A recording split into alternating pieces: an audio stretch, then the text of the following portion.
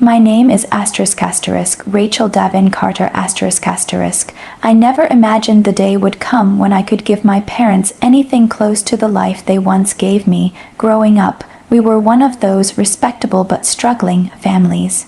My mom worked as a seamstress from home, fixing other people's luxury dresses while quietly wearing the same faded jeans for years. My dad drove trucks at night, surviving on vending machine coffee and scratchy motel sheets. I remember sitting on our tiny porch when I was 12. My mom said softly, "One day I just want a house that feels ours, not rented, not borrowed, ours." That sentence carved itself into me. 23 years later, I stood outside a private mansion community, carved stone lions, a fountain sparkling in the sun, 5 bedrooms, a private garden, a sunroom that soaked in morning light, a house that finally felt permanent. A house that finally felt like It took everything: 3 jobs, a startup built for nothing, nights crying in my car because I couldn't afford rent, but I made it, and this mansion, this gift, was the proof. 2 months earlier, when the realtor handed me the keys, my hands shook like a kid trying to hold a heavy trophy for the first time. This wasn't just real estate. This was my mother's dream, our dream. I called my parents, telling them I had planned something special for their anniversary. My mom acted uninterested. "Your father and I don't need anything fancy," she said flatly. "You'll see," I replied, smiling. The morning of the reveal, I bought lemon scones, her favorite, and a bouquet of white hydrangeas. I pictured her crying when I told them the house was theirs. I imagined my dad placing a hand on my shoulder and saying, "I'm proud of you." I imagined a moment that would heal everything.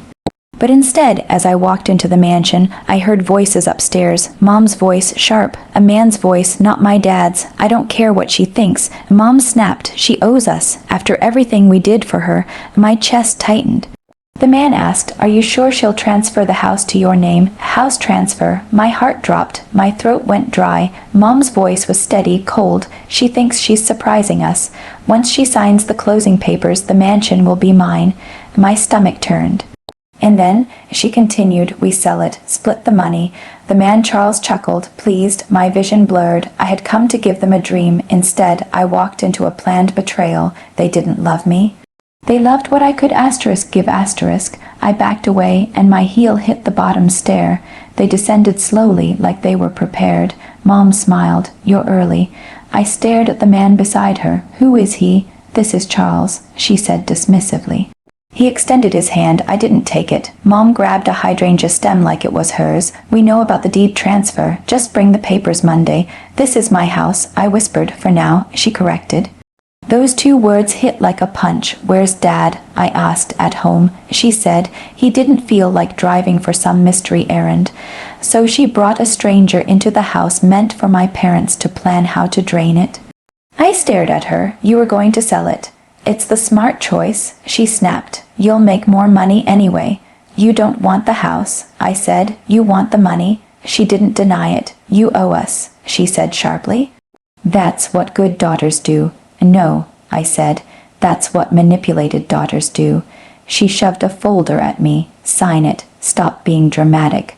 Charles added, "Don't make this harder." I stepped close enough to see my reflection in his glasses. "You threaten me again, and you'll regret it." Mom murmured the sentence that changed everything. "No man will ever choose you. Your money is all you have." I smiled. That was the moment my revenge began. I didn't scream. I didn't cry. I left. For 3 nights I didn't sleep. I planned. I called Maya, my old roommate, now a nonprofit lawyer. I want a revenge that's legal, permanent, and impossible to undo. She listened, then said, "Donate the mansion, make it an irrevocable transfer to a nonprofit. They'll have use for it, but can't sell it." My heart slowed. Public, legal, final, and, she added, announce it at their anniversary event, in front of everyone they wanted to impress. I exhaled. "Let's do it." I planned everything like a military operation. Invitations, caterers, linen colors, press. The week before the party, I signed the deed not to my mother, but to a registered nonprofit we created called Harbor House Collective *. A shelter and career center for abused women. The donation was *** final, irrevocable, publicly recorded. Asterisk asterisk, the mansion was no longer theirs, not mine. It was now a sanctuary. At the anniversary event, the mansion glowed. White hydrangeas filled the room. Guests mingled, glasses clinked, camera flashes sparkled. Mom wore a crimson dress, the shade she chose when she wanted to be admired.